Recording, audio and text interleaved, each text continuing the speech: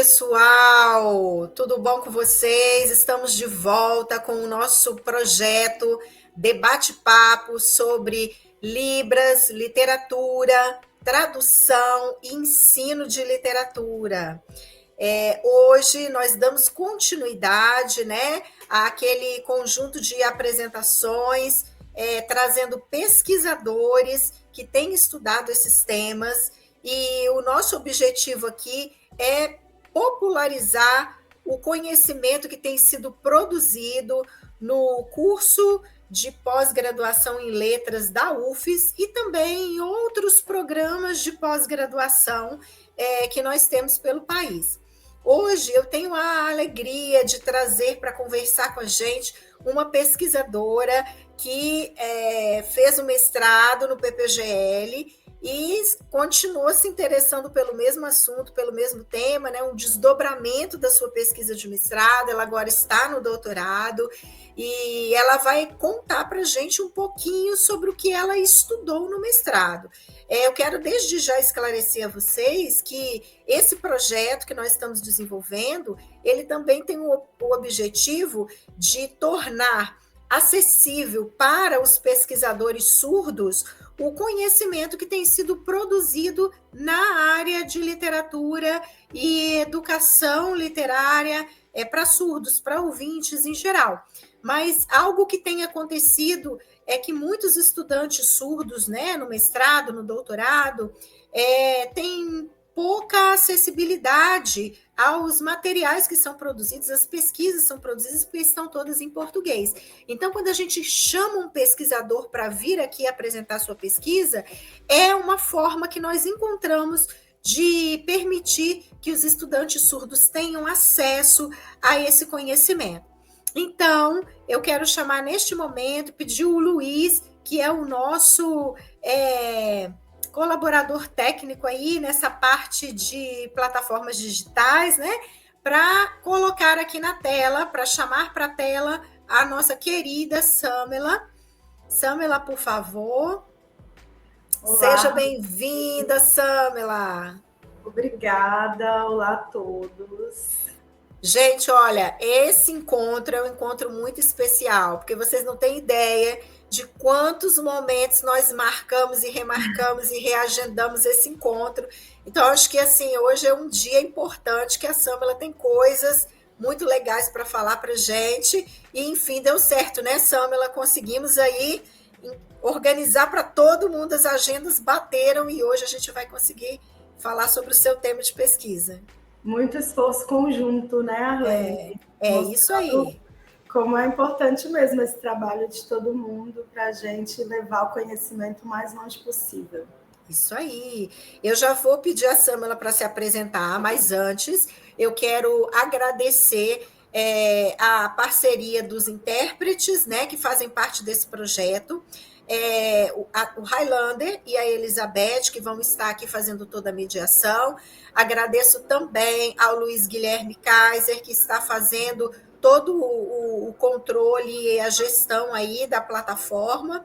E esse projeto, ele é um projeto que recebe o apoio da FAPES, que é a Fundação de Apoio e Amparo à Pesquisa no Espírito Santo, e nós estamos aí muito felizes e satisfeitos de conseguir popularizar o conhecimento científico na área de literatura por meio desse projeto. Então, eu quero pedir agora para a Samela se apresentar, falar um pouquinho quem é a Samela, essa pesquisadora que está aqui, vamos dizer, empenhada, né, nas leituras, nos estudos, e ela vai contar um pouquinho sobre a vida dela para a gente conhecê-la melhor. Fica à vontade, Samela. Bom, meu nome é Samela Almeida, eu me graduei em Letras na Universidade Estadual de Montes Claros, né, que é a cidade onde eu nasci, então eu sou uma mulher sertaneja do norte de Minas, e ao fim da graduação eu me efetivei como professora aqui do estado do Espírito Santo, na educação básica. E aí vim para cá e conheci o grupo de pesquisa Literatura e Educação, que foi muito importante para mim, porque era o momento em que eu estava, de fato, saindo, né, da graduação para entrar na realidade extremamente complexo na escola. E aí, esse encontro, ouvi as pesquisas que puderam me auxiliar no trabalho como professora da educação básica. Aqui, abri agora o meu áudio. E, Samela, conta pra gente, quando você iniciou o seu mestrado, né? Agora, eu já comentei que você agora está no doutorado, mas quando você iniciou o seu mestrado e como surgiu, de onde surgiu esse problema de pesquisa que você vai apresentar para a gente daqui a pouco?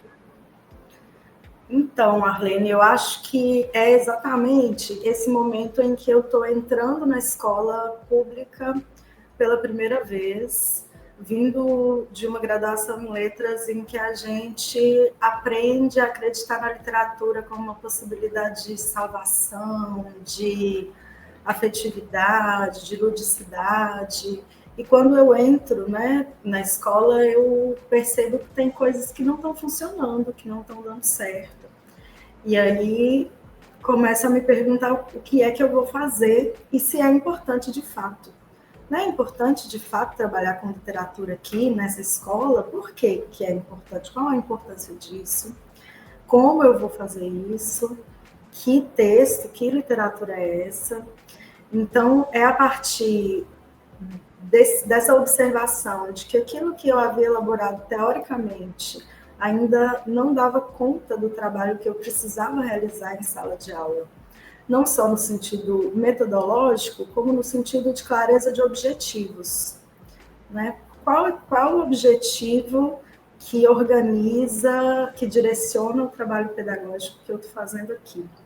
Então, é a partir dessa experiência de contradição entre o que eu havia aprendido até então sobre o objeto literário e o seu ensino e a experiência em sala de aula que me faz partir para as perguntas da pesquisa.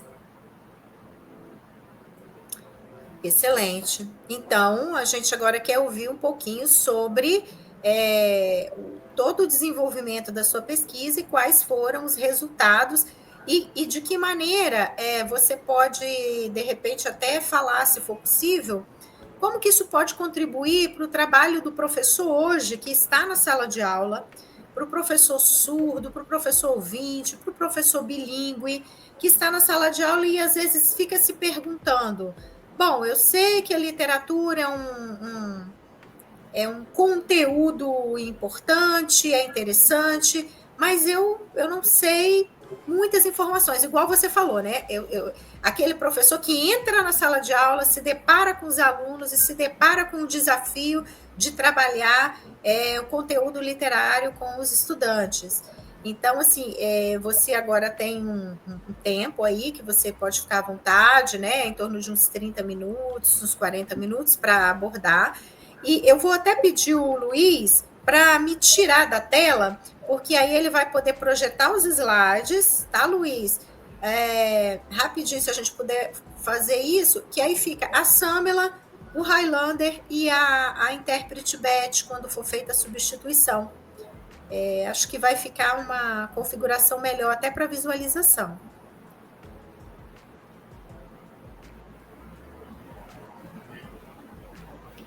Certo. Eu mesmo posso passar os slides aqui, eu acredito, né? Vou começar então. Bom, aqui a gente vai observar rapidamente os resultados de uma pesquisa que foi feita no programa de pós-graduação em letras da Universidade Federal do Espírito Santo. O nome da pesquisa, né, o modo como ela foi publicada, é Contribuições da Teoria Pedagógica Histórico-Crítica para o Ensino de Literatura, uma leitura comparativa de pesquisas. Foi um estudo de dissertação de mestrado que foi orientado pela professora Maria Amélia Dalvi e que foi fomentado pela FAPES, né, que também está fomentando esse programa que a gente está fazendo aqui hoje. Bom, aí, qual foi a pesquisa que eu fiz, né? Eu entrei no mestrado, eu sabia que queria estudar ensino de literatura, porque eu tinha um grande desejo de ensinar literatura, mas eu não sabia como fazer isso. e o que eu estava fazendo me dava resultados diferentes do que eu esperava. Então, eu, depois de pesquisar por vários lugares, de tentar várias formas, né, junto com a minha orientadora, nós conseguimos elaborar uma pesquisa, que foi uma pesquisa teórico-bibliográfica, né, que teve como método de compreensão da realidade o materialismo histórico dialético e que tinha como objetivo verificar nas pesquisas que já haviam sido feitas sobre ensino de literatura, aliando o ensino de literatura à teoria pedagógica histórico-crítica, o que já havia sido desenvolvido.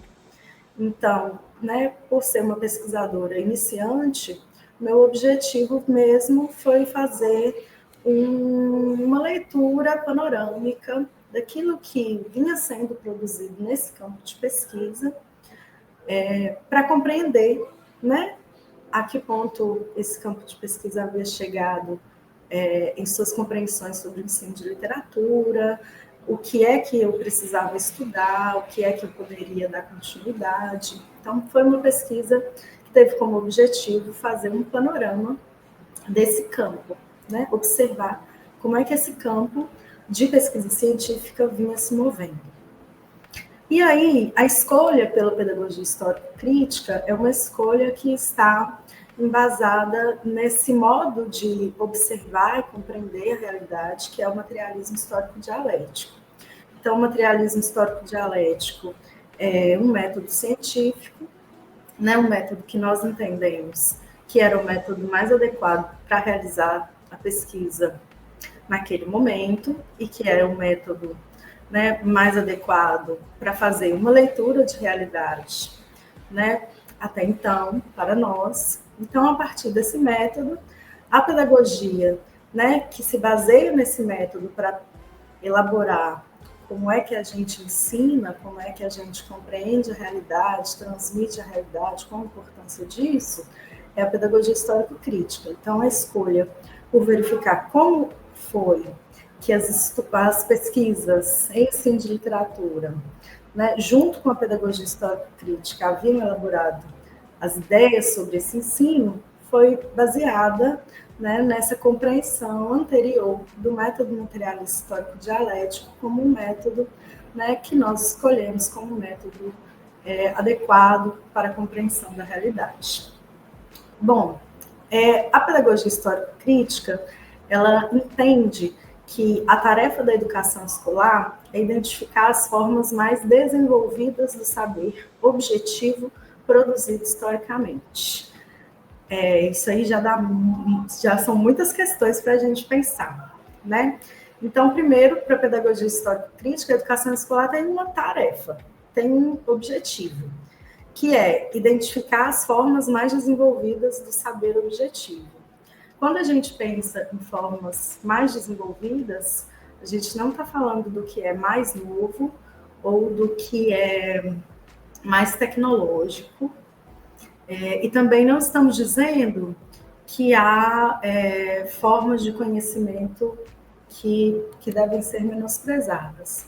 Nós estamos falando que há formas de conhecimento que são complexas, que exigem elaboração teórica, que exigem estudo sistematizado que não dá para fazer em casa, sem apoio, sem alguém que oriente esse estudo, e que, portanto, então, a tarefa da educação escolar é verificar quais desses conhecimentos complexos que só poderão ser transmitidos com qualidade dentro de uma organização escolar, de uma estrutura escolar, com tempo definido, com sistematização, com método. Quais são esses conhecimentos complexos, né, que devem ser transmitidos pela escola? Bom, a gente vai chegar nesse ponto da transmissão também. Para quê? Né? Para que a gente tem que identificar esses conhecimentos mais complexos? Porque é necessário transformá-los em saber transmissível e assimilável no espaço escolar. Transmissão aqui, é importante dizer, não se refere à ideia de uma escola tradicional em que o aluno é visto como uma folha em branco em que a gente deposita um saber. Mas transmitir é compreender que, se todas as vezes nós tivermos que aprender do zero tudo aquilo que os seres humanos, como gênero, elaboraram longamente através dos séculos, nós não seríamos capazes de sintetizar novos conhecimentos, de criar coisas novas. A gente estaria começando sempre do zero. Então, em alguma medida, faz parte da experiência humana transmitir o que veio antes para quem está chegando agora, né? E aí não é necessário, então, a gente pensar em transmissão como um ato de necessariamente violência ou de desconsideração do conhecimento do outro, mas transmissão como esse elemento que faz parte do que é a experiência humana, né? De sintetizar, elaborar, passar para frente aquilo que veio antes de nós. Bom, e aí é assimilável, né? Esse conhecimento que vai ser transmitido também tem que ser assimilável. Então, ele tem que ser pensado a partir daquilo que, no campo da pedagogia histórico-crítica, em especial com a Lídia Márcia Martins, a gente está falando da tríade conteúdo, destinatário, e o próprio professor, né? Então, é necessário, para tornar o conhecimento assimilável, considerar, né, esse estudante, ou seja, não basta apenas identificar o saber, né, e compreender a necessidade de transmissão dele, mas também verificar de que maneiras, né, naquele espaço, para aquele estudante, é possível que esse conhecimento seja de fato transmitido, né, que ele seja apropriado. Para quê? Para que nós, seres humanos singulares, tenhamos acesso a isso que vem sendo produzido pela humanidade ao longo dos séculos, como gênero. Isso que nos torna humanos, né? Que é comum a todos nós numa experiência de humanidade, seja no sentido de elaboração do saber científico, seja no sentido de elaboração da experiência com o mundo que a elaboração estética pode permitir, e por aí vai. Bom, considerando tudo isso, as perguntas, então, que a pesquisa fez foram as seguintes: de que maneira e por que o trabalho com a literatura é importante para a formação humana? Como identificar e escolher os conteúdos a serem trabalhados nas aulas de literatura? Como torná-los transmissíveis e assimiláveis, adequando-os às possibilidades materiais com as quais trabalhamos? Nós pegamos essas questões e, a partir delas, nós analisamos uma série de trabalhos cujo levantamento eu vou mostrar rapidamente aqui para vocês.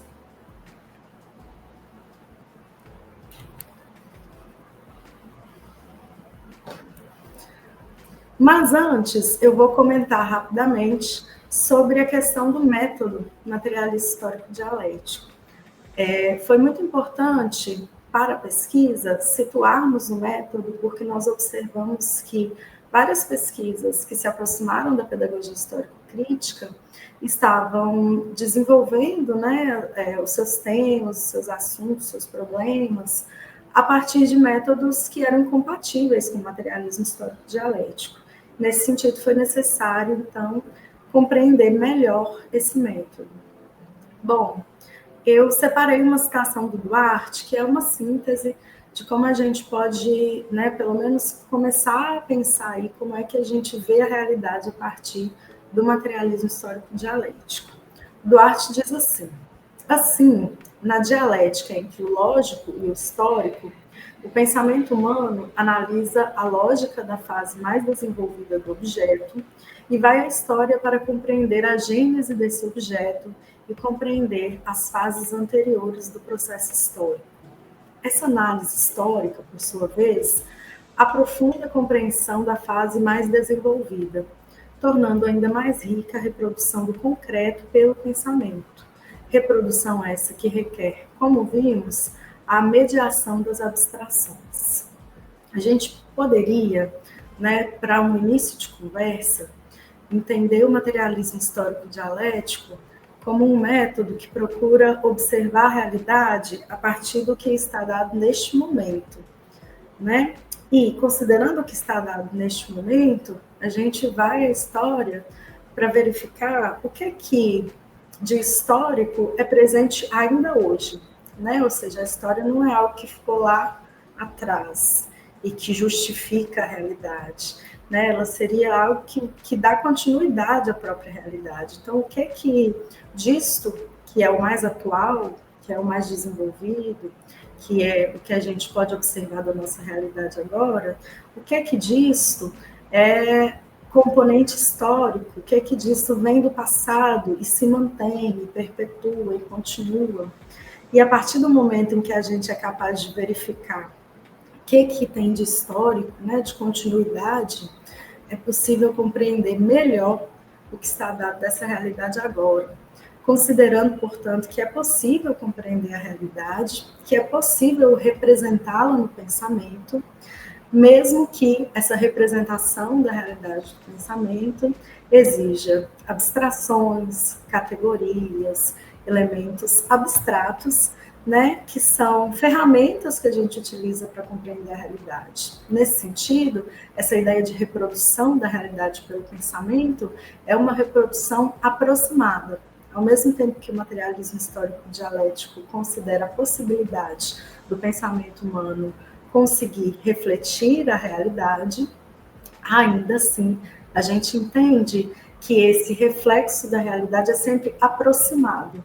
E, nesse sentido, é sempre possível aproximar um pouco mais, né? Quanto mais pontos de vista, observações, visões de mundo, situações, circunstâncias, condições, elementos históricos, a gente vai acrescentando a nossa análise, mais a gente pode se aproximar de um reflexo mais objetivo da realidade.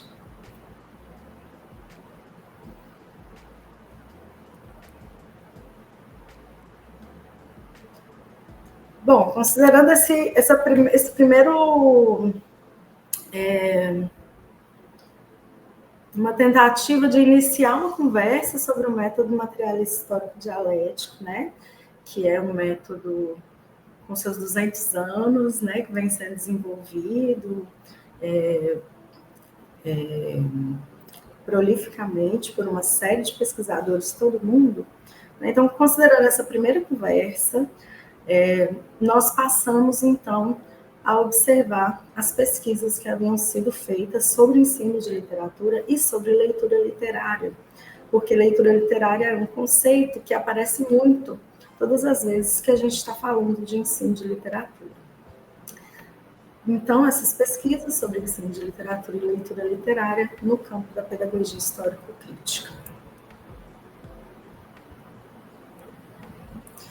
Nós selecionamos algumas teses e dissertações. Para isso, primeiro, nós fizemos uma busca no catálogo de teses e dissertações da CAPES com as palavras-chave Pedagogia Histórico-Crítica e Ensino de Literatura, da qual obtivemos 2 resultados: a dissertação de Costa, de 2014, e a tese de Ferreira, de 2012.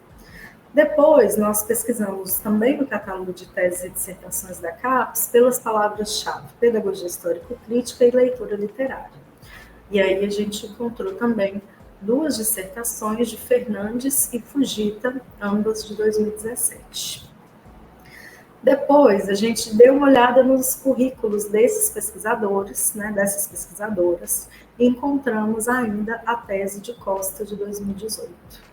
Por fim, nós acrescentamos 2 dissertações que ainda não estavam no catálogo de teses e dissertações da CAPES, mas da qual nós tivemos conhecimento por causa dos desenvolvimentos de pesquisa do Grupo de Pesquisa Literatura e Educação, que foram as pesquisas de Pinto e Figueiredo, de 2020. Então, aqui a gente tem um quadro de teses e dissertações que nós encontramos naquele momento. As pesquisas foram feitas, né, no último semestre de 2019 e consideraram tudo que foi produzido entre 2010 e 2020. Entretanto, a primeira pesquisa é de 2012. E aí nós encontramos, então, todos esses trabalhos, né? Foram 7 trabalhos ao todo. A maior parte dos trabalhos, aliás, eles se dividem, né, em Araraquara, em que há o programa de pós-graduação em educação escolar da Unesp, que é um programa em que há, né, uma pesquisa muito relevante em pedagogia histórico-crítica. Nós encontramos essas pesquisas realizadas em Londrina, no programa de mestrado em educação da Universidade Estadual de Londrina, e também encontramos pesquisas realizadas na Universidade Federal do Espírito Santo, relacionadas aí também ao desenvolvimento do campo aqui nessa universidade. Já comentei que as perguntas, né, que foram feitas, nós lemos todos esses trabalhos encontrados, tentando descobrir neles como eles respondiam estas perguntas que nós elaboramos. Basicamente, as perguntas eram, né, por que é que eu vou ensinar literatura? Qual a importância disso? Isso é mesmo importante? Se é mesmo importante, eu preciso ter certeza dessa importância, porque senão o meu próprio trabalho vai perdendo motivação, né? É importante compreender por que eu estou fazendo isso. Compreendido o porquê disso, né, é importante saber como eu vou escolher o que eu vou ensinar. Se eu entendo que é importante ensinar, eu vou precisar escolher, porque eu tenho um tempo limitado, um espaço limitado, uma quantidade limitada de uma série de recursos. E, portanto, eu vou precisar escolher o que eu vou ensinar. E tendo escolhido, sabendo que é importante, tendo escolhido o que eu vou ensinar, como eu vou fazer? Né? Como é que eu vou transmitir esse conteúdo? Como é que eu vou fazer com que isso que foi produzido ao longo de muitas gerações possa ser compreendido pelo meu estudante na escola básica, possa ser acessado, possa ser ensinado para além do acesso também, né? Então, como é que eu posso levar este conteúdo de modo que o meu estudante simplesmente não tenha acesso a saber de sua existência, mas que ele também saiba como conhecê-lo, né? Que ele seja levado a conhecer esse objeto. Bom, e aí nós fizemos uma leitura de todos esses trabalhos, tentando encontrar respostas para essas 3 perguntas. Por que se ensina literatura? O que se ensina quando se ensina literatura e como? E aí vou passar, então, para as respostas iniciais que nós encontramos. Primeiro, eu vou comentar com vocês a questão da leitura literária. Como eu disse anteriormente, leitura literária é um conceito que aparece repetidas vezes quando a gente está pensando em educação literária escolar. E o que nós observamos nas pesquisas que aproximaram o conceito de leitura literária com a pedagogia histórico-crítica é que havia questões metodológicas graves que desconsideravam elementos importantes do materialismo histórico-dialético. E aí, nesse sentido, nós, né, depois da dissertação, fomos desenvolvendo melhor essa compreensão e publicamos um artigo em que sintetizamos a questão, né, até onde pudemos, a questão do problema da leitura literária em relação com a pedagogia histórico-crítica. Eu vou ler, essa citação é um pouco longa, e aí qualquer coisa eu vou parando para a gente comentar. Então, o que é que nós observamos quando tentamos aproximar, né, ou verificar como é que se aproximava o conceito de leitura literária à pedagogia histórico-crítica? Nós observamos que, pela referência à leitura como atividade primordialmente de fruição e deleite, e pela sua aproximação a metodologias de ensino procedimentais e pragmáticas, verificamos que, em sentido restrito, isto é, na acepção fundamentada na concepção pedagógica do aprender a aprender, que substitui o ensino da literatura, a noção de leitura literária se mostrou incompatível com a perspectiva pedagógica histórico-crítica. Neste artigo, a gente demonstra como que a noção de leitura literária está muito próxima da noção de leitura exclusivamente relacionada ao prazer, à fruição. E como que isso se aproxima também das pedagogias do aprender e aprender. E aí, observamos que, nesse sentido restrito, da leitura literária apenas como um elemento de fruição e de deleite em sala de aula, não há compatibilidade entre a noção de leitura literária e pedagogia histórico-crítica. Mesmo porque a pedagogia histórico-crítica, por exemplo, compreende que, muitas vezes, levar uma obra literária para a sala de aula não vai causar prazer, vai causar desconforto.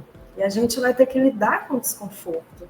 Se a gente está falando de literatura brasileira, seja Machado de Assis ou Angélica Freitas, a gente está falando de desconforto, de autores que estão falando dos nossos traumas, das nossas questões, das nossas dores, né, que são singulares, que a gente experimenta no nosso corpo singular, mas que são particulares de toda uma sociedade, que por isso podem ser representadas na literatura.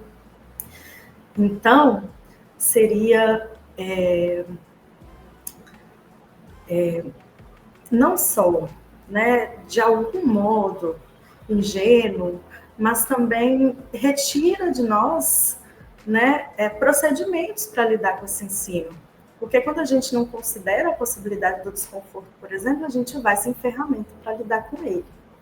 Né? Então, nesse sentido, deste lugar, né, a leitura literária compreendida apenas como fruição e deleite, nós entendemos que há uma incompatibilidade com a pedagogia histórico-crítica. Entretanto, apontamos que, em sentido amplo, a leitura literária, compreendida como leitura integral da obra, é a atividade essencial para o ensino de literatura, reiterando a importância de dar precedência às experiências de leitura, escrita, crítica, pesquisa, indagação filosófico-estética, em detrimento de relação que prescinda da experiência. Quem vive uma experiência tem o que dizer, o que contar, tem como opinar, se envolve. Portanto, é papel do docente criar oportunidades para isso. Ou seja, se nós, então, estivermos falando de leitura literária no sentido amplo, que é esse sentido que compreende o ato da leitura como um ato que precede o ensino, que é essencial e necessário para ele, então, sim, aí sim, leitura literária tem tudo a ver com pedagogia histórico-crítica. Nesse sentido, estou continuando aqui a leitura da minha citação. Nesse sentido, ler literatura na escola é a atividade essencial para o ensino escolarizado da literatura, mas não se confunde com ele, que implica considerar, por um lado, o ensino da recepção estética, a reflexão histórico-social, ideológica, cultural, linguística e filosófico-conceitual do texto literário, a apropriação e objetivação dos saberes em novas formas e, por outro lado, as condições materiais do desenvolvimento do procedimento educativo, a sequencialização e organização do conteúdo de ensino. O que nós queremos dizer com isso? Que a leitura literária, enquanto ação, né, esse ato de ler literatura em sala de aula, ele é essencial e necessário. Mas o ensino de literatura não corresponde a ele. O ensino de literatura o prossegue, né, dá continuidade, vem depois do ato da leitura literária. Então, a leitura literária é essencial, é necessária, importante, inclusive importante como fruição, né, mas também como desconforto, como afeto, né, importante em todos os lugares aí disso que nos afeta. Mas escolarizada, essa literatura não para aí. É necessário que a gente desenvolva formas de lidar com isso que está sendo lido, com isso que está nos afetando, e de compreender como é que esse discurso é elaborado, é produzido, com quais objetivos, a partir de quais contextos, etc. E aí, para isso, então, né, para que após a leitura literária a gente ensine literatura, é necessário considerar muitas coisas, sejam todos os conteúdos necessários para compreender de maneira mais profunda o texto literário, então conteúdos filosóficos, históricos, linguísticos, científicos, sociológicos, também, mas também aquilo que é necessário para o próprio ensino, né? São os livros, ou a gente está falando de xerox? Pode ser que a gente não tenha 30 textos literários do Guimarães Rosa na nossa biblioteca, mas a gente tenha 30 de outro autor. Né? Quais são as condições materiais efetivas com as quais a gente trabalha? Quais são os livros que a gente tem na biblioteca? Quantas cópias de xerox nós, como professores, temos ao longo do ano? Tudo isso faz parte do trabalho com o ensino de literatura e muitas vezes a gente se esquece.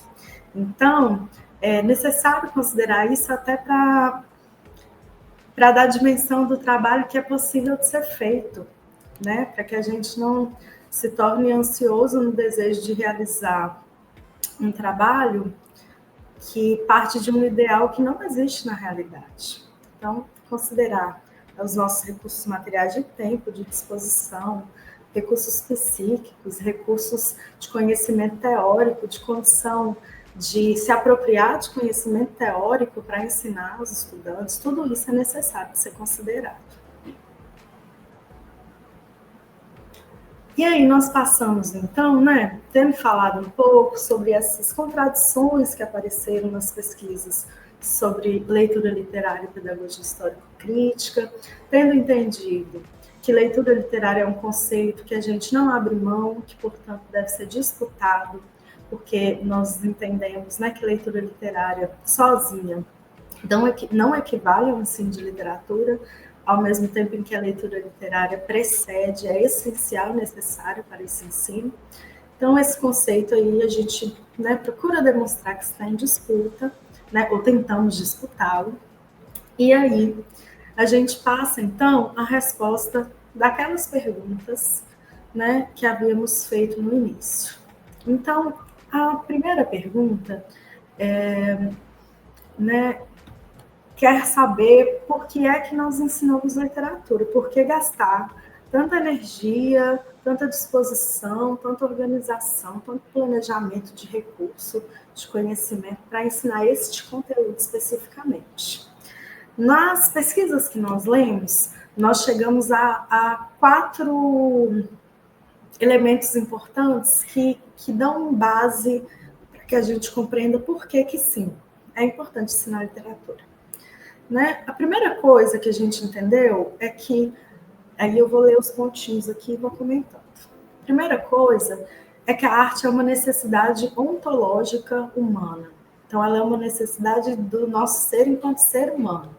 Né? Para sermos humanos, algo de nós é constituído pelo conhecimento estético. Isso está intimamente ligado ao processo histórico de autoformação da humanidade.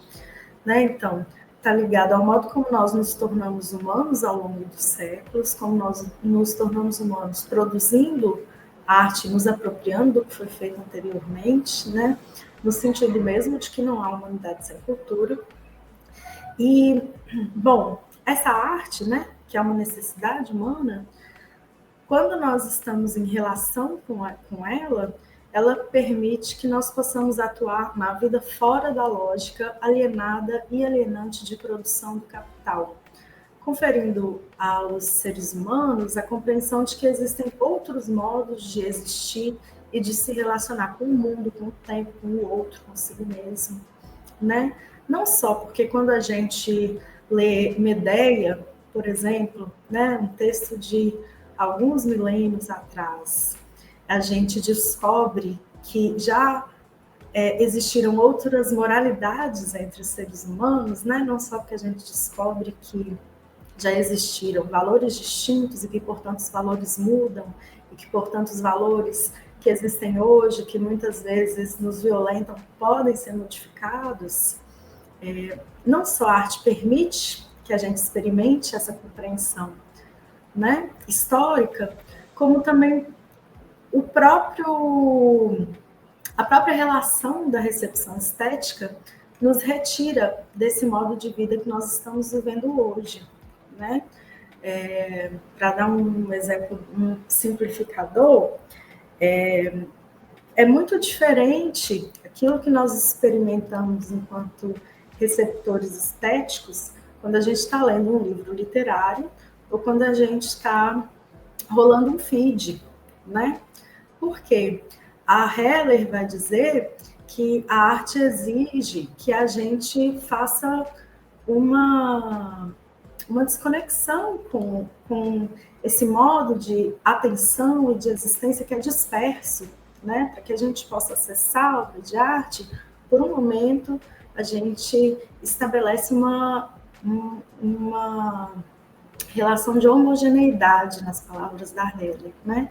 A gente estabelece um momento específico ali de relação com a obra que nos retira desses outros modos de relacionar com a realidade e com aquilo que nos acessa.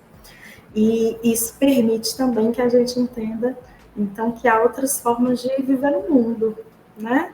Se o meu corpo, a minha atenção, a minha afetividade, né, descobrem que podem se relacionar de certa forma com uma obra artística, descobre-se também que é possível não viver a realidade apenas naquele modo de rolar o feed, por exemplo, né? Bom, depois, outra coisa, e aí a gente entra melhor no que a Heller estava dizendo, né? A gente entendeu que a literatura é uma objetivação genérica para si, né? Genérica no sentido de que ela não é singular, né? Ela a arte, portanto, é um produto do gênero humano. Mesmo que a gente esteja num momento em que a autoria está muito ligada à individualidade, por exemplo, que já não esteve, né? Ainda que a gente esteja num momento que a autoria está profundamente ligada à individualidade, ainda assim, toda obra é genérica, né? Ela é um discurso produzido a partir de uma série de discursos.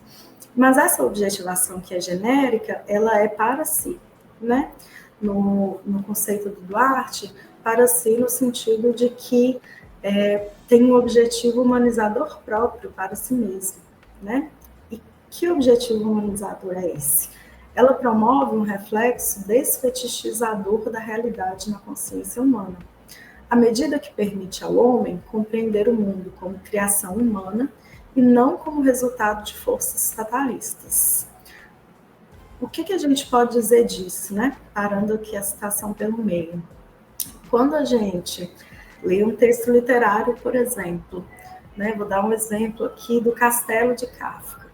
Quando a gente lê um texto literário lá do Kafka e a gente acessa a uma realidade completamente burocrática que faz com que a gente se perca tanto quanto os personagens num nonsense que não nos leva a nada. E a gente vê que isso é uma criação humana, né? Que é produzido a partir de um discurso, a partir de ferramentas linguísticas, de uma atividade literária. É possível, de alguma medida, compreender também que isso que a gente experimenta na realidade também é criação humana. Né? Assim como os seres humanos criam obras literárias, eles estão criando a realidade que está dada, que está posta. Né? E ter acesso ao texto literário, à obra de arte, permite que a gente compreenda, então, que o que se cria, né, é criado por alguém. Para a gente pensar aí, uma primeira questão. E uma das coisas que a teoria da Heller, do Lukács, do Duarte, que são os autores que recorrentemente apareceram, né, nas pesquisas que estão tratando aí da questão estética, eles vão dizer que isso pode ser chamado de catarse, esse momento em que, a partir da recepção estética, a gente tem uma nova compreensão do mundo como criação humana, ou uma nova compreensão do mundo que nos dá melhor noção da nossa agência na realidade. Eles vão dizer que isso pode ser chamado de catarse estética e se caracteriza por uma mudança qualitativa da consciência humana em direção a uma relação consciente com o gênero humano, dando-se na forma de pequenos saltos que vão diferenciando as relações do indivíduo com as objetivações humanas. Essa relação com o gênero humano diz respeito ao processo de homogeneização de que a catarse constitui uma etapa, que é o que eu estava dizendo antes, né? Então, esse momento de homogeneização, esse momento de contato com a obra, né, em que a gente se retira por um momento de outros desafios, de outras coisas que nos tomem, para estar em relação direta com a obra, né, esse momento de homogeneização, participa dele essa experiência da catarse, essa experiência de dar-se conta do quanto a realidade que nos constitui é a criação humana, né, nossa criação. Depois, a gente entendeu também que é importante ensinar literatura, porque a apropriação e a objetivação estética, ou seja, eu receber aquilo que já foi produzido e também produzir, também me colocar no lugar de ser humano que pelo menos tenta produzir arte, ou pelo menos tenta elaborar aspectos da realidade a partir de um discurso estético. Tudo isso impulsiona o desenvolvimento das funções psíquicas superiores, como o desenvolvimento da linguagem, do pensamento, o próprio domínio da cultura. Né? Então, essa é uma compreensão que as pesquisas já retiram lá da psicologia histórico-cultural. Né? Isso reafirma a compreensão segundo a qual a apropriação das formas mais complexas do saber objetivo produzido historicamente permite, né, a nós, seres humanos singulares, uma experiência de humanidade que é genérica, que é muito maior do que a nossa experiência singular, né, que participa da realidade de uma particularidade de seres humanos. Por fim, a gente entendeu que é importante ensinar literatura porque o ensino histórico-crítico da literatura vai ao encontro da defesa da formação omnilateral dos seres humanos. Isso quando a gente fala de ensinar literatura a partir de uma perspectiva histórico-crítica, a gente quer considerar que a literatura é um elemento que tem amplas possibilidades, né, que nos permite amplas possibilidades de nos desenvolvermos enquanto seres humanos. Não só no sentido de aprender uma dada forma linguística, né, mas também desenvolver a nossa sensibilidade, desenvolver o domínio que nós temos da cultura, a compreensão, né, das relações humanas, das relações históricas, e isso nos dá ferramentas, né, para transformar essa realidade que a gente acaba descobrindo, que é a gente que está fazendo também, quando a gente está tendo contato e está desenvolvendo uma relação com a obra artística e o conhecimento estético.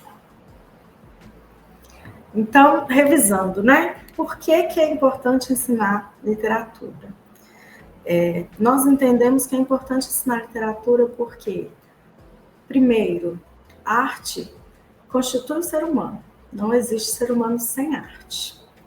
Nesse sentido, quando a gente retoma isso que nos constitui, a gente pode perceber que este modo embotado de vida que o sistema de produção atual nos coloca não é o único modo de vida possível, né? Que é necessário que a gente pense, elabore, perspective novas formas de vida em que falar de arte não seja um grande ideal, mas que seja considerar como isso nos constitui historicamente, enquanto gênero humano, ao longo de toda a nossa existência enquanto seres, né, nesse planeta. Depois, que a literatura, a arte, o que é importante ensinar? Além dela nos constituir enquanto seres humanos e nos permitir lembrar que há outras formas de viver além da lógica alienante do capital. É importante porque quando a gente se dá conta de como o ser humano é capaz de criar, né, uma realidade que a gente acessa pela obra de arte, a gente, né, tem caminhos para dar-se conta de como nós também criamos a realidade que está dada para nós. Além disso, todo esse processo impulsiona o desenvolvimento da nossa intelectualidade, da nossa sensibilidade, né, do modo como a gente se afeta no mundo, do modo como a gente pensa o mundo, de maneira unilateral, né, sem considerar o ser humano de uma perspectiva só científica, ou só afetiva, só lúdica, ou só do desconforto, né, considerando o ser humano como esse ser contraditório, e o ensino da literatura como o ensino desse conteúdo que lida com o que é a contradição do humano, né? E então, portanto, né, me parece que são esses os motivos, né, que nos dão segurança para compreender que esse trabalho é importante de fato. Bom, aí nós passamos, então, ao conteúdo. Qual é o conteúdo do ensino da literatura? Né? Como é que eu vou escolher o texto literário que eu vou levar para a sala de aula? As pesquisas apontaram para 3 elementos. O primeiro elemento é o conhecimento sistematizado. O conhecimento sistematizado, ele é articulado, ele é metódico, ele é coerente. Ele deve mediar a apreensão da realidade em sua totalidade. Então, quando a gente fala de escolher um conteúdo para o ensino de literatura, é importante que a gente escolha o conhecimento sistematizado. Aqui a gente pode estar falando tanto daquilo que, por exemplo, a teoria literária já desenvolveu ao longo do tempo e que nos permite diferenciar, por exemplo, um autor criador do autor pessoa, né? Ou seja, que nos permite diferenciar quem foi aquela pessoa que viveu, que produziu obras literárias e quem é esse elemento interno do texto que diz coisas, né? Quem diz o que está sendo dito. Então, quando a gente pode trabalhar com a literatura a partir do conhecimento sistematizado, a gente está se apropriando daquilo que os teóricos que vieram antes de nós já produziram como elementos de análise, de acesso, de contato com o texto literário. Outra coisa, né, importante que a gente percebeu quando começou a pensar como escolher os conteúdos é que as pesquisas apontaram para a noção de clássico. Essa noção de clássico já vem, né, já tem novidades sobre ela. Eu vou comentar o que está escrito aqui, que é o seguinte: a literatura clássica, compreendida como aquela que, independentemente do momento de sua produção, apreendeu as múltiplas determinações contraditórias da vida humana, aquela que conforma o homem como ser histórico, deve balizar a escolha dos conteúdos escolares.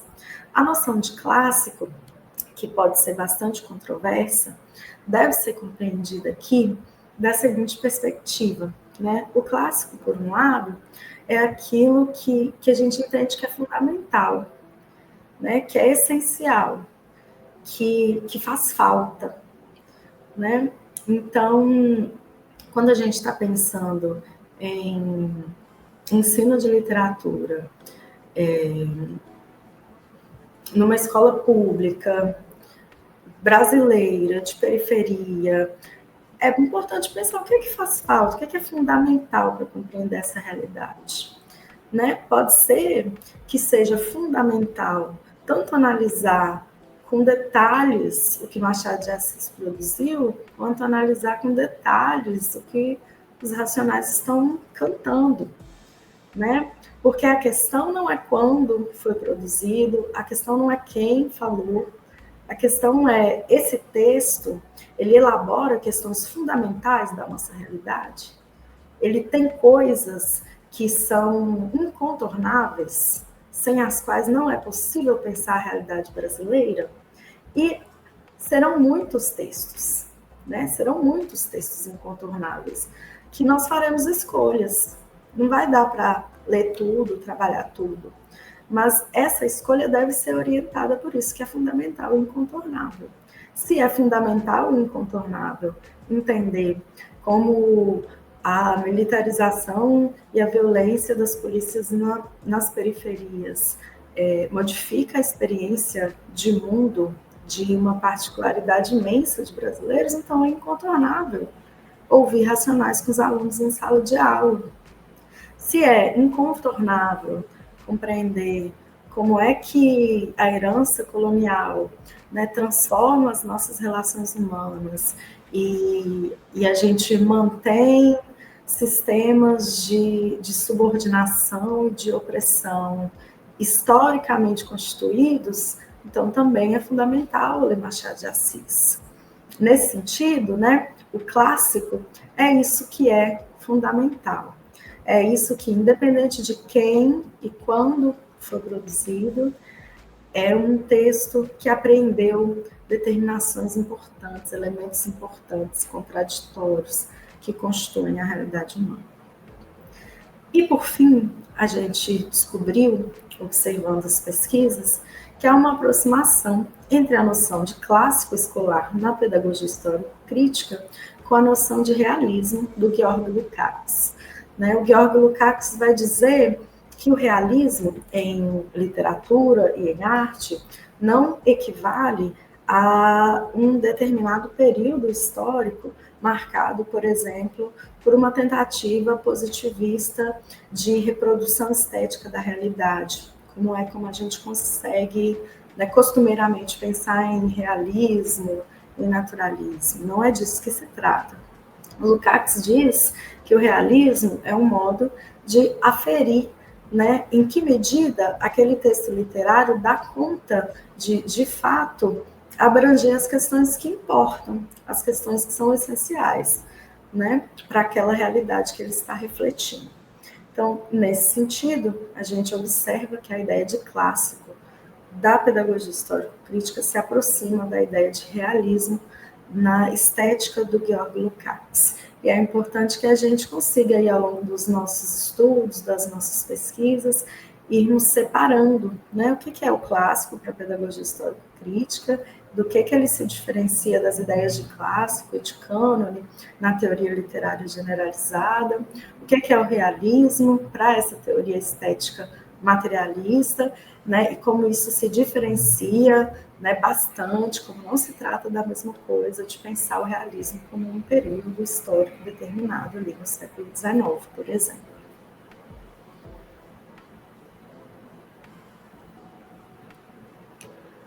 Bom, e aí, quanto ao método, né, nós entendemos que é importante ensinar literatura e entendemos quais conteúdos, né, ou quais perspectivas podem orientar a escolha dos conteúdos que nós vamos ensinar em sala de aula. Mas e aí, qual é o método, né? Vou ler os slides. As pesquisas sugeriram que a mera socialização da obra literária na escola, a partir de sequências didáticas procedimentais e válidas em todos os contextos, não caracteriza a praxis pedagógica histórico-crítica, que deve orientar dialeticamente uma recepção estética à altura da riqueza da obra literária e dialogar com ela. Então, de uma maneira geral, a gente compreendeu que o método para ensinar literatura a partir de uma perspectiva pedagógica histórico-crítica não corresponde de nenhuma maneira, não tem como corresponder a uma sequência, né, de procedimentos que pode ser repetida à exaustão em qualquer situação, em qualquer contexto. Antes, a ideia de método, né, é uma ideia de implicar aquilo que deve ser considerado para o ensino, né? De um lado, as pesquisas apontaram que o ensino da recepção estética, né, ele é elemento essencial e importante do método, e nele está incluso o prazer e a fruição estética, mas também a reflexão histórico-social, ideológica e linguística do texto literário, a apropriação e objetivação dos saberes em novas formas. Então, nesse sentido, é necessário ensinar a recepção estética. A Ferreira, uma das pesquisadoras que, né, foi fonte aqui para a nossa pesquisa, ela escreve uma metáfora muito bonita. Ela diz que o professor empresta ao aluno aquilo que ele desenvolveu, né? Então, o professor ele empresta as suas ferramentas psíquicas, afetivas, teóricas, para que o aluno, com isso que o aluno ainda não apropriou, né, com isso que ainda é do professor, para que ele possa receber a obra literária de maneira que ele não receberia sozinho, né? E isso é ensinar a recepção estética. Né? Nesse sentido, não dá para ensinar o texto literário em si, né? A gente pode ensinar um modo de nos relacionarmos com o texto literário, um modo que não é intuitivo, um modo que foi elaborado por uma série de teóricos, por um campo de pesquisa, né? E um modo que considera, para além da fruição, do prazer e dos afetos imediatos, a reflexão, né? A partir da série de conhecimentos que nós temos disponíveis e que dialogam com a obra. E nesse sentido também, além disso, ensinar a recepção estética é ensinar também objetivar em novos saberes, né? Então, não basta ensinar a ler literatura, é preciso considerar que nós também podemos formar escritores, que é possível ensinar a escrever, que é possível ensinar relações com a obra literária, né? Editar, publicar, revisar, tudo isso que participa do campo do saber literário. E por um outro lado, né, esse método vai implicar considerar quais são as condições materiais que nós temos para desenvolver o nosso procedimento educativo e vai implicar considerar como nós vamos sequencializar, né, os conhecimentos, como nós vamos organizar esse conteúdo, considerando a tríade forma, conteúdo, destinatário. Anteriormente eu cometi um engano, né, um erro. Eu fui falar da tríade e eu não disse forma, conteúdo, destinatário, mas vou aproveitar então e me corrigir aqui.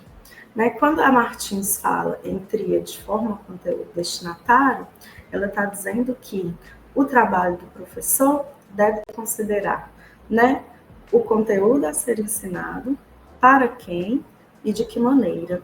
Isto é, a cada vez que modifica-se o conteúdo, a cada vez que modifica-se para quem esse conteúdo vai ser ensinado, a maneira modifica também.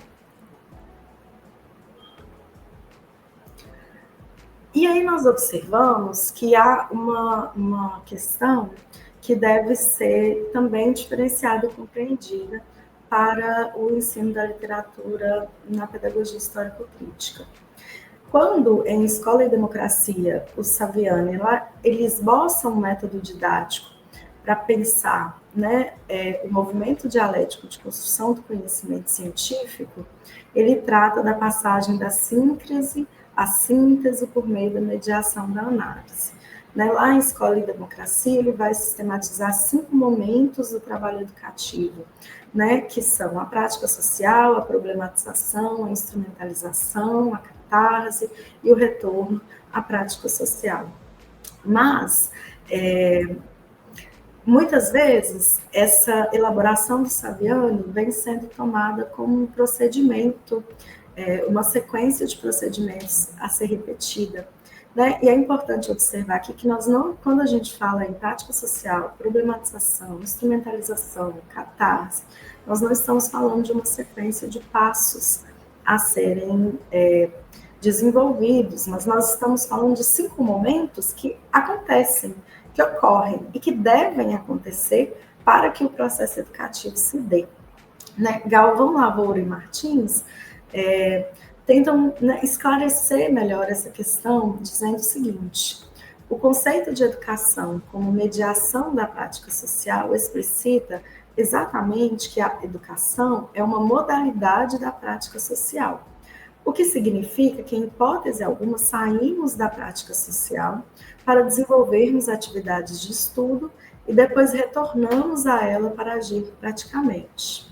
Os momentos intermediários do método pedagógico não perdem sua relação com a prática social, são necessários justamente para qualificá-la de forma superior. E assim, o que aparentemente seria um afastamento da realidade concreta é, na verdade, o caminho para o conhecimento cada vez mais profundo dos processos essenciais da realidade objetiva. O que isso quer dizer?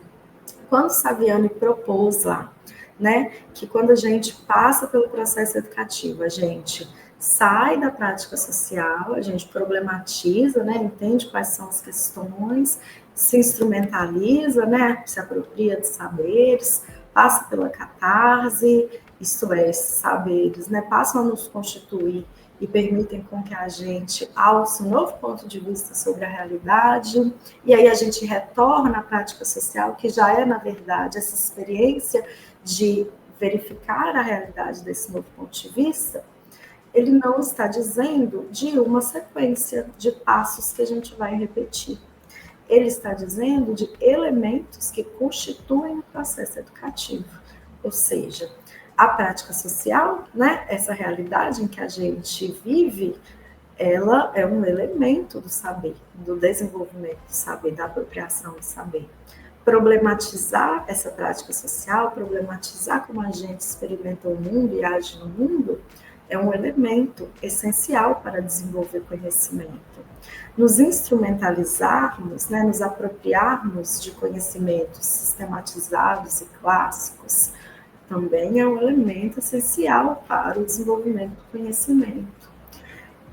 Fazer com que essa apropriação de saberes nos leve a um novo modo de encarar a realidade, né, que é a catarse, também é um elemento essencial desse processo educativo. Então, quando a gente fala, né, nesses momentos do trabalho educativo, a gente está falando de momentos que são articulados, que ocorrem, que devem ocorrer, que a gente deseja que ocorram, né, independente da sequência de passos, né, com que a gente organiza a transmissão do saber que a gente vai, né, ensinar naquele momento específico. E aí, vou ler aqui o comentário, esse mesmo comentário, né? Dessa forma, prática social, problematização, instrumentalização e catarse, tal qual propostos por Saviano, devem ser compreendidos como fundamentos lógicos, dizem respeito ao próprio materialismo histórico dialético e não à didática, que orientam as ações pedagógicas e que lhes dão lastro durante toda a prática educativa. Portanto, a catarse, por exemplo, não pode ser compreendida simplesmente como etapa avaliativa, né, que foi o que aconteceu em algumas das pesquisas que a gente observou, né, mas a catarse deve ser compreendida como um dos objetivos a que se dirigem as operações lógicas do ensino.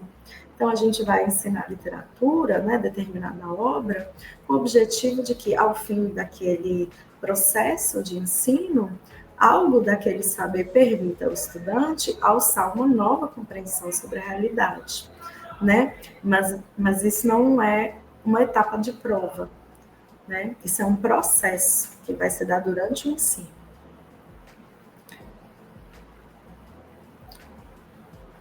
Enfim, aí eu vou passar o próximo tópico aqui do slide, né? Continuando esse mesmo comentário. O processo de transmissão, apropriação dos conteúdos escolares não equivale a uma sequência de ações pedagógicas pré-determinadas e válidas para qualquer contexto, que pode ser simplesmente aplicada e replicada por outra. No caso da literatura, não equivale igualmente à vivência imediata da leitura literária e à construção de sentidos individuais, mas ao movimento que historiciza e transmite dialeticamente a realidade objetiva a partir dos conteúdos de ensino particulares, a fim de produzir nos sujeitos uma elevação de sua consciência que lhes permita novas formas de comportamento e ação frente à realidade. Bom, então, para fazer um resumo de tudo que a gente viu aqui rapidamente, né? Eu tentei apresentar para vocês alguns elementos que foram possíveis de ser verificados em pesquisas que foram realizadas entre os anos de 2010 e 2020, que aproximaram o ensino da literatura da pedagogia histórico-crítica. Essas pesquisas foram lidas a partir da chave de 3 perguntas, que foram: por que ensinar literatura? Como ensinar literatura e o que ensinar quando ensinar literatura.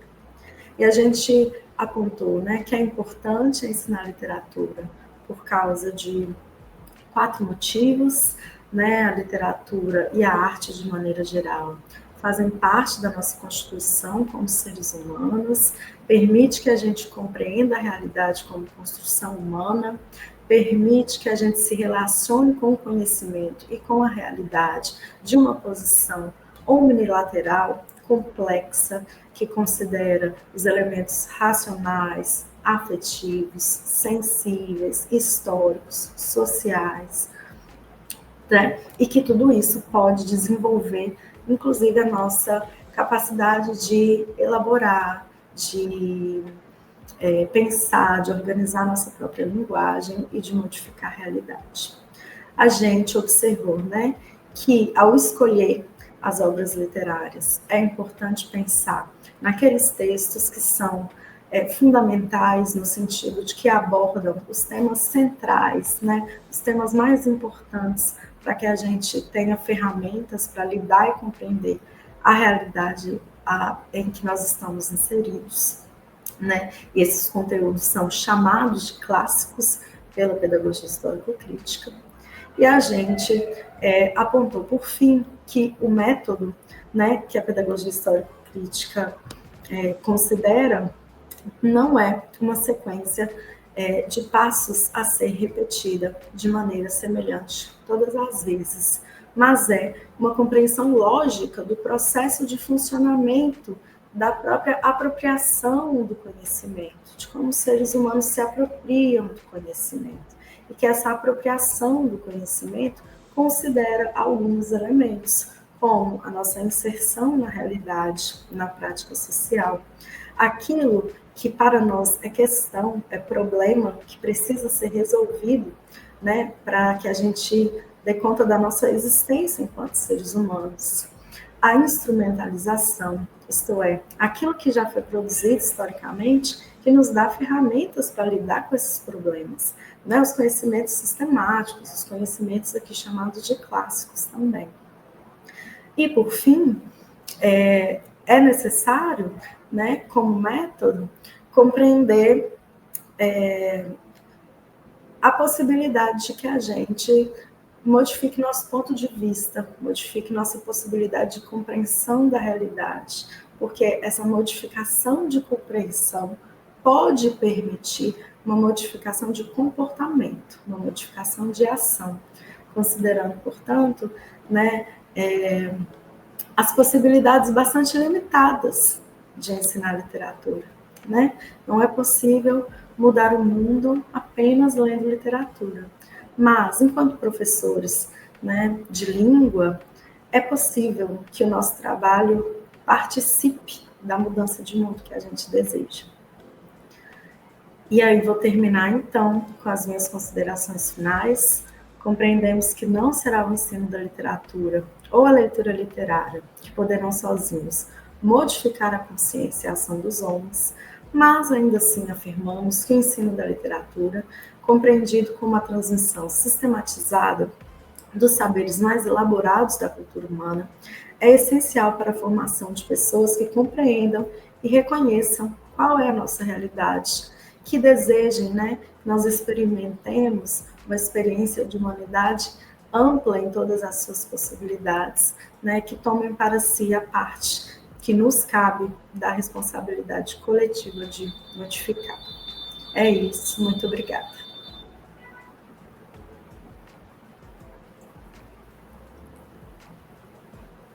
Muito bom, Samela. Samela, a sua pesquisa, primeiro eu quero dizer que foi uma pesquisa, vamos dizer aí, né? Foi uma pesquisa bibliográfica, mas fez uma discussão teórica bastante aprofundada a partir dos conceitos da pedagogia histórico-crítica. Acho que isso foi muito, muito importante. E eu acho que nós poderíamos falar sobre muitos pontos aqui. Cada um desses slides que você trouxe aqui, eles se desdobrariam em várias, infinitas discussões em relação ao trabalho com o ensino de literatura. Infelizmente, como o nosso tempo ele está limitado, ele está reduzido, né? Nós já temos aí quase 1 minuto e 15. Eu gostaria de fazer duas provocações à sua apresentação. E eu sei que, como você estava seguindo o roteiro a partir da sua dissertação, talvez hoje, lá, né, nos estudos do doutorado, você já tenha ampliado um pouco a sua reflexão sobre esse ponto que eu vou colocar para você. Como você apresentou aí na leitura e na análise das pesquisas, né, a pedagogia histórico-crítica, ela de alguma maneira, consegue nos ajudar a responder três questões centrais que você colocou quando você iniciou a pesquisa. Por que é importante ensinar literatura? O que ensinar quando a gente fala, tá, literatura eu sei que é importante porque é uma arte, né? É algo que nos constitui como ser humano. O que ensinar, que conteúdos ensinar e o como ensinar. Essas foram três chaves fundamentais para o desenvolvimento da pesquisa.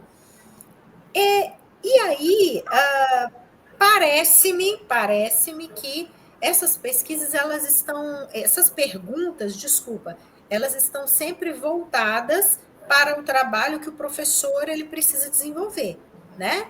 Quando o professor ele volta para si, ele volta para o seu trabalho enquanto professor e ele faz essa reflexão a partir das três perguntas. E, ao mesmo tempo, você fala que no momento do como ensinar, o professor ele precisa pensar que esse como ensinar tem que considerar forma, conteúdo e destinatário. Quando ele já sabe o conteúdo que ele vai ensinar, ele escolheu um texto lá clássico, um texto que é fundamental, ele tem que pensar nesses três eixos. A provocação é a seguinte: pode parecer para algumas pessoas que, dentro da sua pesquisa, houve uma reflexão pequena sobre o aluno dentro de todo esse processo, porque nós sabemos que existem correntes teóricas hoje que dão total importância ao aluno dentro do processo. Como que você pode nos dar uma luz aí, a partir da pedagogia histórico-crítica, de maneira a mostrar que na pedagogia histórico-crítica o aluno é sim muito relevante dentro desse processo, ou não? Ou talvez algumas pessoas falam assim, não, o foco é mais o conteúdo que tem que ser ensinado, o foco é o professor, que é aquele que tem o saber mais elevado, é ele que estudou, que tem formação, que tem o conhecimento mais elaborado, que vai ensinar para o aluno. E existem alguns, vamos dizer aí, mais críticos, os críticos mais radicais, mais ferrenhos, né? Que podem até fazer a leitura de que a pedagogia histórico-crítica é apenas uma nova versão da pedagogia tradicional, que está aí, né? O professor é aquele que está acima, o aluno é aquele que não sabe, que vai para a escola para aprender. E você que estudou bastante, continua estudando sobre a pedagogia histórico-crítica, pode nos explicar aí como que fica o aluno em todo esse processo. Você pode nos ajudar, você pode nos trazer aí alguma reflexão sobre isso? Arlene, eu vou te dizer como eu tenho entendido este ponto, assim, né?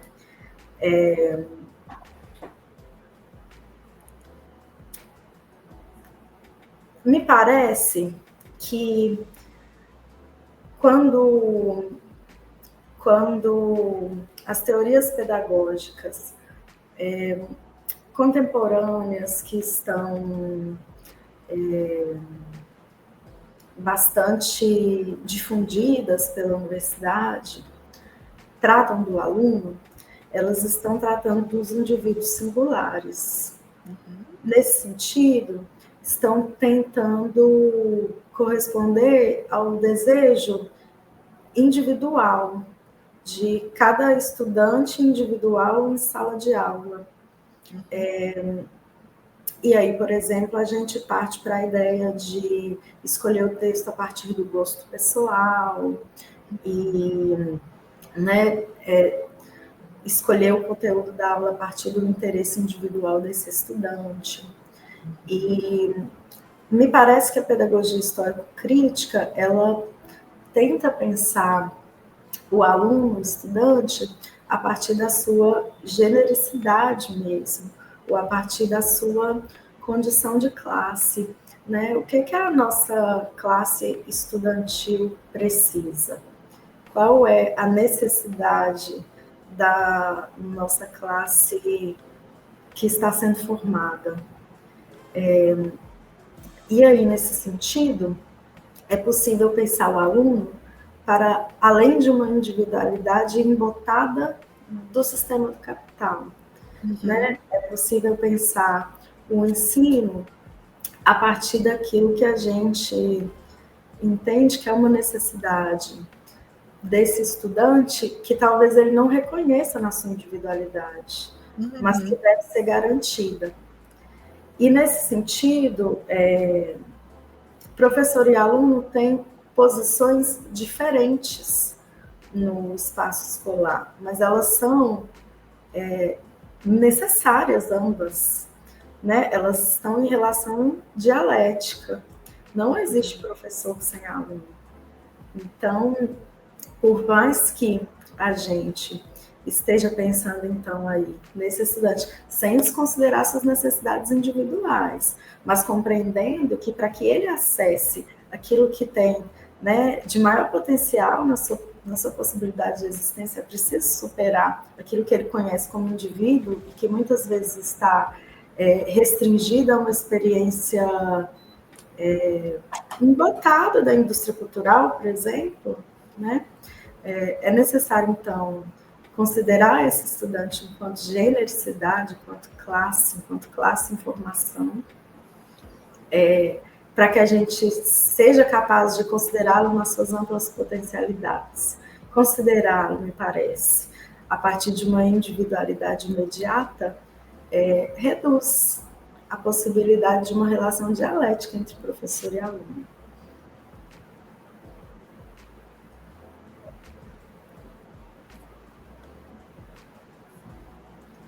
De raciocínio, né? Que é a gente também olhar e pensar como que a gente pode, a partir da realidade desse aluno e de questões e aspectos da sociedade, da sua existência, que ele, de repente, não aquela informação, aquela realidade, ela não foi descortinada para ele,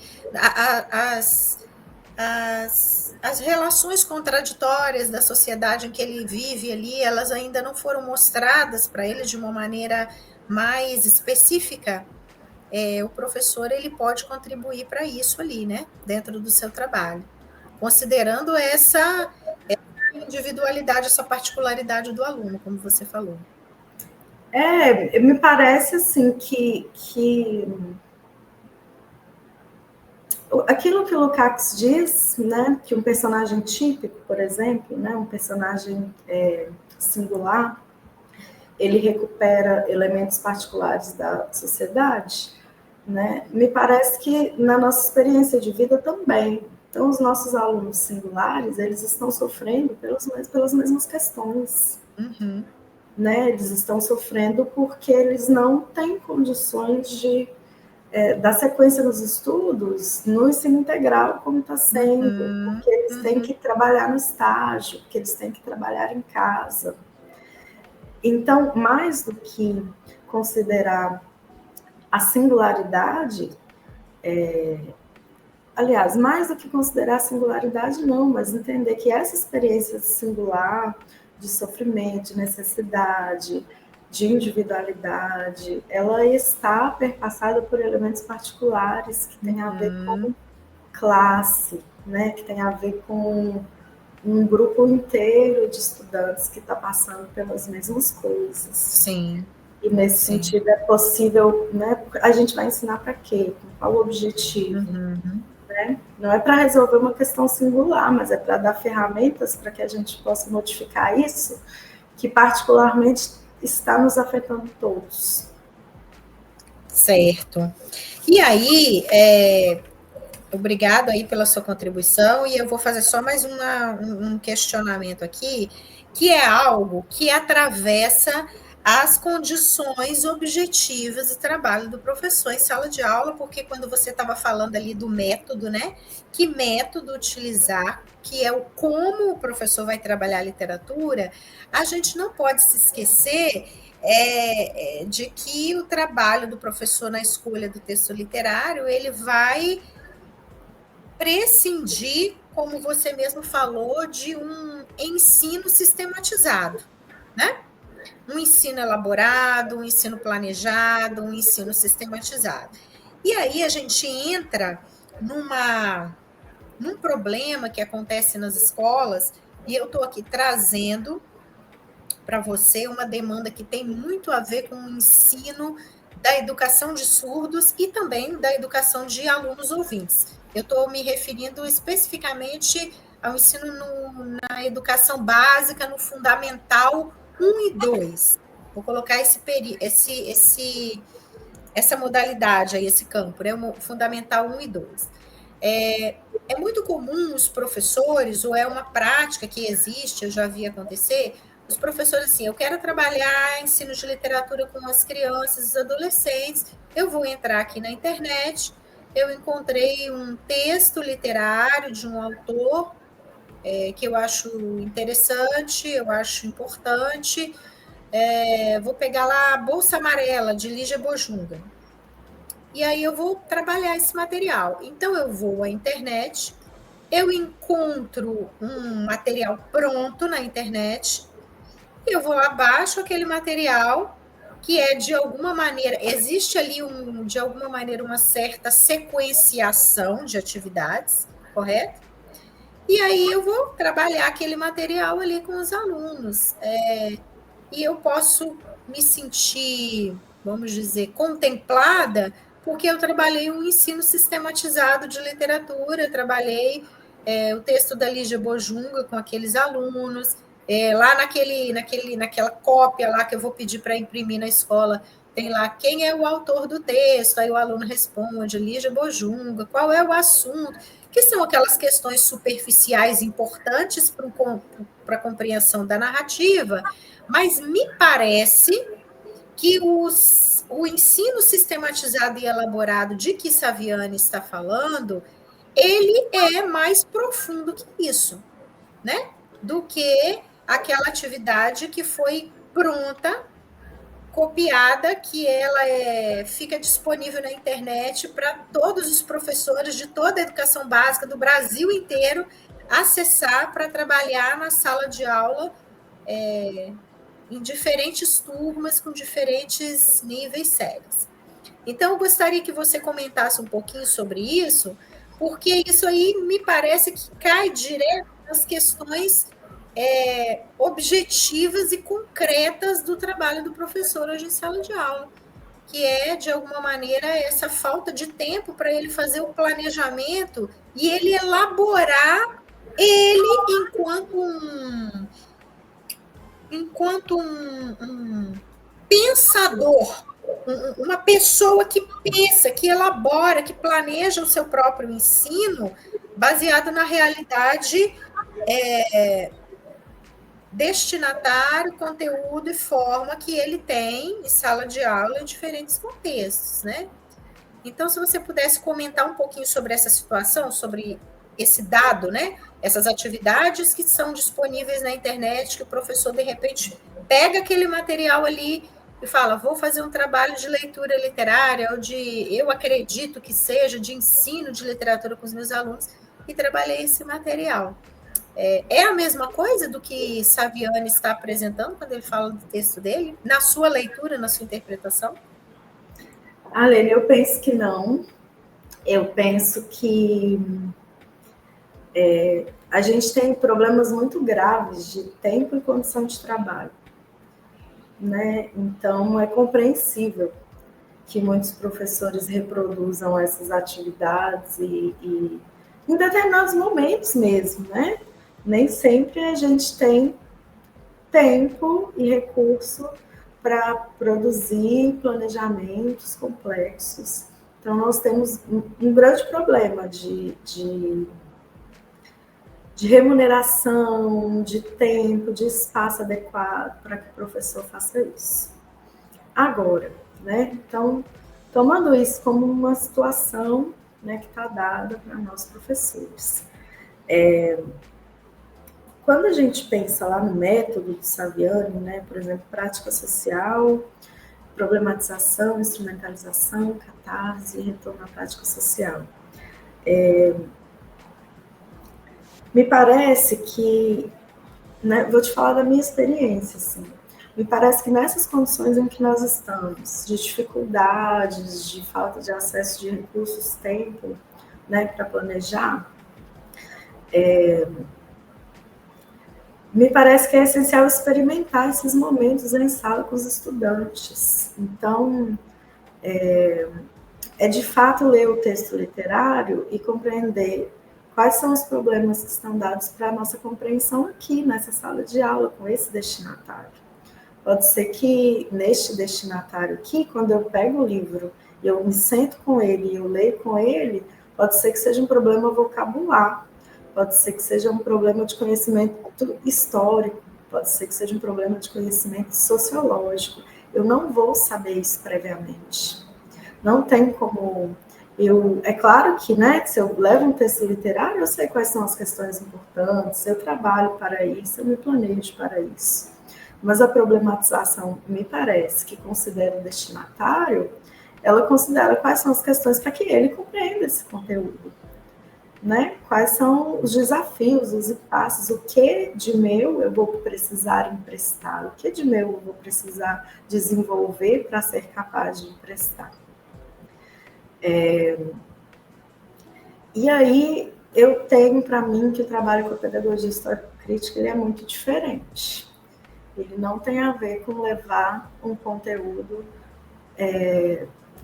previamente definido no sentido de atividades prontas, né? Mas ele tem a ver com levar previamente definido um objetivo de ensino. Né? Meu objetivo é que esse estudante saia da leitura deste texto literário compreendendo como determinada circunstância social se organiza aqui nessa experiência retratada nesse texto. Como é que os recursos linguísticos são utilizados para demonstrar isso? E aí, né, é nesse trabalho, com o meu aluno, na leitura, que a gente vai descobrir quais são os problemas, descobrir qual é a necessidade de instrumentalização. Então, eu tenho experimentado, né, ensinar assim, o que eu tenho conseguido fazer nesse momento. Ok. Compreendi aí o seu ponto de vista e eu acho que é muito bom ouvir também a sua leitura a partir da sua vivência na sala de aula, porque você, enquanto professora, você está o tempo todo sendo colocada, interpelada dentro da teoria da pedagogia histórico-crítica e dos desafios que você está encontrando na sala de aula para desenvolver esse trabalho, né, que você pretende com o ensino de literatura. E eu acho, Glenn, só um momento, que o método é sempre histórico também, né? Então, de certa forma, é um ensino que o tempo inteiro considera uma historicidade e que isso, portanto, já modifica o trabalho, né? Então, esses pontos aí me parecem que são mais repetidos e relevantes do que atividades pré-estabelecidas. Ok, muito bom. Então, eu penso que nós estamos aqui com o nosso tempo já, né? Chegamos ao nosso limite, precisamos encerrar.